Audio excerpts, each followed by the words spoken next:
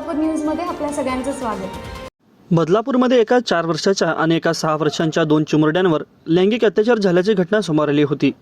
ही घटना समोर आल्यानंतर बदलापूरमध्ये कडकडीत बंद पाळला जात आहे।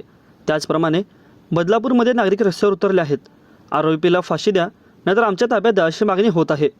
बदलापूर येथील रेल्वे स्थानकावरही शेकडो आंदोलक जमा झाले असून त्यांनी रेल्वे रोको आंदोलन सुरू केले आहे। अशातच यामध्ये महिला आंदोलक आक्रमक झाले आहेत। बदलापूर रेल्वे स्थानकावरही शेकडो आंदोलक जमा झाले असून त्यांनी सर्वच रेल्वे रोखून धरले आहेत। याच आंदोलनातील काही महिलांनी देखील सरकारवर टीकेचे आसूड केले आहे। बदलापूर पूर्व येथील आदर्श शाळेत 2 चिमुकल्या विद्यार्थ्यांवर अत्याचार झाल्याच्या पार्श्वभूमीवर हजारो बदलापूरकर नागरिक रस्त्यावर उतरले। सकाळपासून पालकांनी आदर्श शाळेबाहेर आंदोलन सुरू केले होते, तर काही नागरिकांनी उपनगरीय रेल्वे वाहतूक रोखून धरली असून त्यामुळे मध्य रेल्वे देखील ठप्प झाले आहे।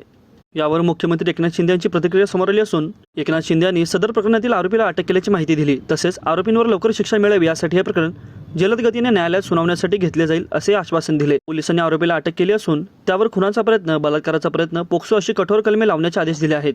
जलद गतीने न्यायालयात हा खटला चालवून आरोपीला कठोर शिक्षा झाली पाहिजे असे निर्देश दिले जात आहेत, जेणेकरून पुन्हा कोणी असं धाडस करणार नाही। तसेच शाळेच्या संस्थाचालकांवर ही कारवाई करण्याचे आदेश पालकांकडून येत आहेत। माझं सोलापूर न्यूज या यूट्यूब चॅनलला सबस्क्राईब करा आणि बेल आयकॉन प्रेस करायला विसरू नका।